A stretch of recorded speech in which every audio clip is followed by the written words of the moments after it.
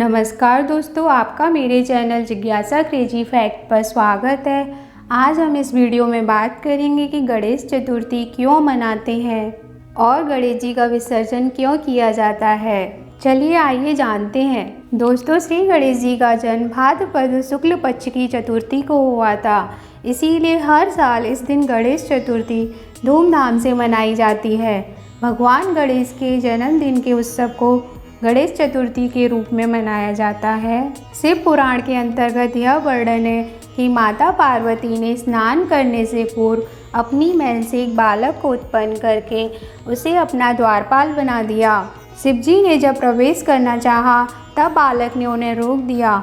इस पर शिवगणों ने बालक से भयंकर युद्ध किया, परंतु संग्राम में उसे कोई पराजित न कर सका। अंत में भगवान शंकर ने क्रोधित होकर अपने त्रिशूल से उस बालक का सिर काट दिया।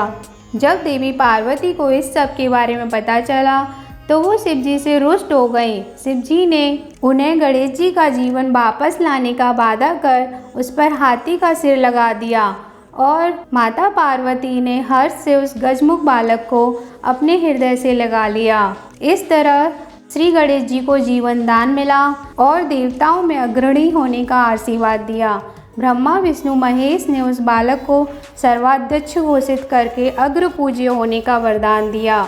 ये घटना जिस दिन हुई उस दिन भाद्र मास के शुक्ल पक्ष की चतुर्थी थी, इसीलिए इसे गणेश चतुर्थी के रूप में मनाया जाता है। दोस्तों, इस साल गणेश चतुर्थी 10 सितंबर को है। गणेश उत्सव पूरे भारतवर्ष में हर्षोल्लास के साथ मनाया जाता है। गणेश चतुर्थी से प्रारंभ होकर यह उत्सव अनंत चतुर्दशी तक भगवान गणेश की प्रतिमा के विसर्जन तक मनाया जाता है। गणेश उत्सव मनाने की क्या परंपरा रही है और यह कैसे कब से शुरू हुई, चलिए आइए जानते हैं।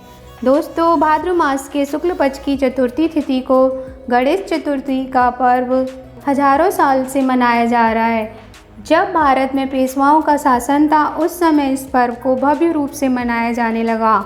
सवाई माधवराव पेशवा के शासन में पूना के प्रसिद्ध शनिवारवाड़ा नामक राजमहल में भव्य गणेश उत्सव मनाया जाता था। जब अंग्रेज भारत आए तो उन्होंने पेशवाओं के राज्य पर अधिकार कर लिया।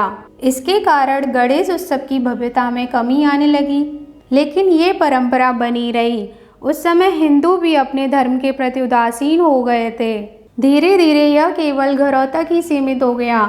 उस समय सामूहिक उत्सव नहीं मनाया जाता था और न ही बड़े पैमानों पर पांडालों में इस तरह मनाया जाता था।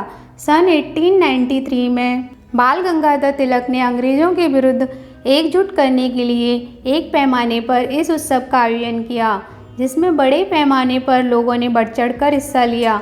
धीरे धीरे यह पूरे राष्ट्र में मनाया जाने लगा। लोकमान्य तिलक उस समय स्वराज्य के लिए संघर्ष कर रहे थे और उन्हें एक ऐसा मंच चाहिए था जिसके माध्यम से उनकी आवाज़ अधिक से अधिक लोगों तक पहुंच सके। इसके लिए उन्होंने पूना में एक सभा आयोजित की। इस सभा में यह तय किया गया कि भाद्रपद शुक्ल चतुर्थी से अनंत चतुर्दशी तक गणेश उत्सव मनाया जाए। 10 दिनों के उस उत्सव में हिंदुओं को एकजुट करने व देश को आज़ाद करने के लिए विभिन्न योजनाओं पर भी विचार किया जाता था और तभी लोकमान्य तिलक ने इसे एक भव्य रूप दिया, जिसकी छवि आज तक पूरे महाराष्ट्र में देखने को मिलती है। उसके बाद देश के बाकी राज्यों में भी इस पर्व को धूमधाम से मनाया जाने लगा।